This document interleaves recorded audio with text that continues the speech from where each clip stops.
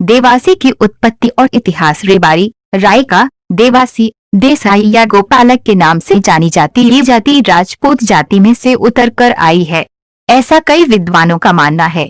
रेबारी को भारत में रायका, देसाई, देवासी, धनगर, पाल, हीरावंशी, कुरकुरबा, कुरमा, कुरबरो, गडरिया, गाडरी, गडेरी, गद्दी, बघेल के नाम से भी जाने जाते हैं।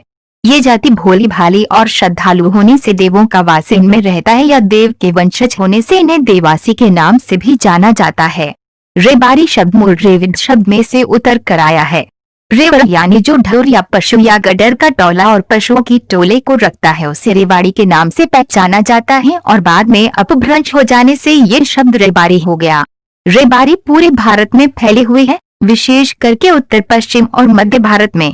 वैसे तो पाकिस्तान में भी अंदाजित 8000 रेबाड़ी जाति का इतिहास बहुत पुराना है, लेकिन शुरू से ही पशुपालन का मुख्य व्यवसाय और घुमंतु भ्रमणीय जीवन होने से कोई आधारभूत ऐतिहासिक ग्रंथ लिखा नहीं गया और अभी जो भी इतिहास मिल रहा है वो दंतकथाओं पर आधारित है।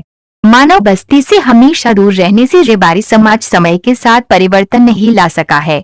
अभी भी इस समाज में रीति रिवाज, पोशाक ज्यों का त्यों रहा है। 21वीं सदी में शिक्षित समाज के संपर्क में आने से, शिक्षण लेने से सरकारी नौकरी, व्यापार, उद्योग, खेती वगैरह जरूर अपनाया है। हर जाति की उत्पत्ति के बारे में अलग अलग राय होती है, वैसे ही इस जाति के बारे में भी कई मान्यताएं हैं। इस जाति के बारे में एक पौराणिक दंतकथा प्रचलित है। कहा जाता है कि माता पार्वती एक दिन नदी के किनारे गीली मिट्टी से ऊंची सी आकृति बना रही थी, तभी वहां भोलेनाथ भी आ गए। माँ पार्वती ने भगवान शिव से कहा, हे महाराज, क्यों न इस मिट्टी की मूर्ति को संजीवित कर दे। भोलेनाथ ने उस मिट्टी की मूर्ति ऊंट को संजीवन कर दिया।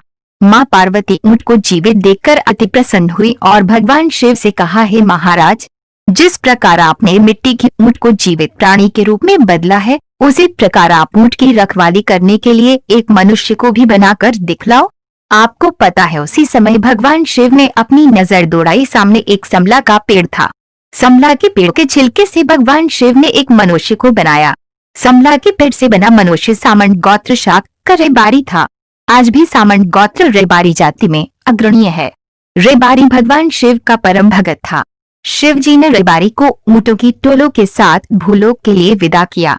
उनकी 4 बेटी हुई। शिव जी ने उनकी ब्याह राजपूत क्षत्रिय जाति के पुरुषों के साथ किए और उनकी संतति हुई वो हिमालय के नियम से बाहर हुई थी, इसलिए वो राहबारी या रेबारी के नाम से जानी जाने लगी।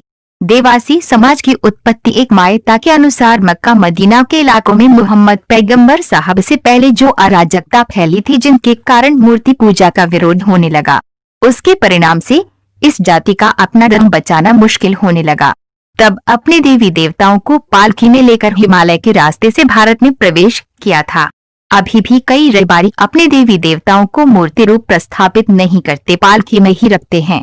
उसमें हुन और शक का टोला भी शामिल था। रेबारी जाति में आज भी हुन अटक नेम है। इससे यह अनुमान लगाया जाता है कि हुन इस रेबारी जाति में मिल गए होंगे।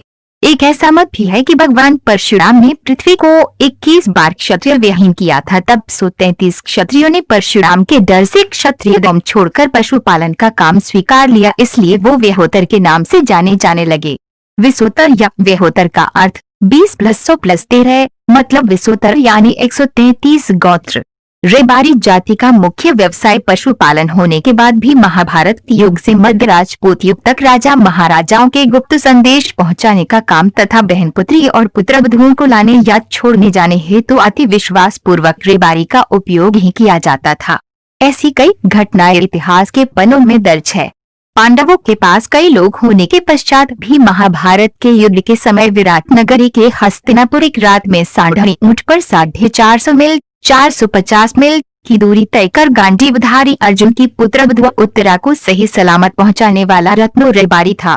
भाट, चारण और वहिवंशियों ग्रंथों के आधार पर मूल पुरुष को 16 लड़कियां हुई और उन 16 लड़कियों का ब्याह 16 क्षत्रिय कुल के पुरुषों साथ किया गया जो हिमालय के नियम के बाहर से थे। 16 के जो वंशज हुए वो राहबारी और बाद में राहबारी का अपभ्रंश होने से रेबारी के नाम से पहचाने लगे।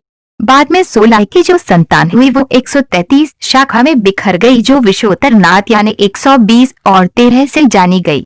प्रथम ये जाति रेबारी से पहचानी गई, लेकिन वो राजपुत्र या राजपूत होने से रायपुत्र के नाम से और रायपुत्र का अपभ्रंश होने से रायका के नाम से, गायों का पालन करने से गोपालक के नाम से, महाभारत के समय में पांडवों का महत्वपूर्ण काम करने से देसाई के नाम से भी ये जाति पहचानी जाने लगी।